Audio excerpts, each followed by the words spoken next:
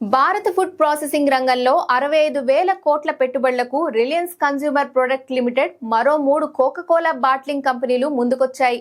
ఈ మొత్తంలో ఆర్సీపీఎల్ ఒక్కటే 40,000 కోట్లు ఇన్వెస్ట్ చేయనుంది.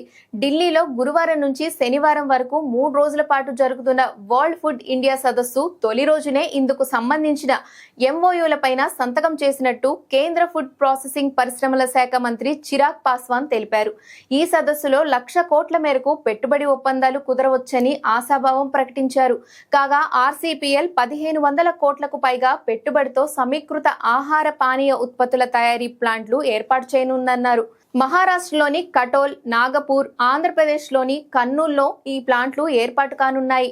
మరోవైపు SLMG beverages, Hindustan Coca Cola beverages, Kandhari group కంపెనీలు ఉమ్మడిగా 25,760 కోట్ల పెట్టుబడులకు ఎంఓయూలు కుదుర్చుకున్నాయి.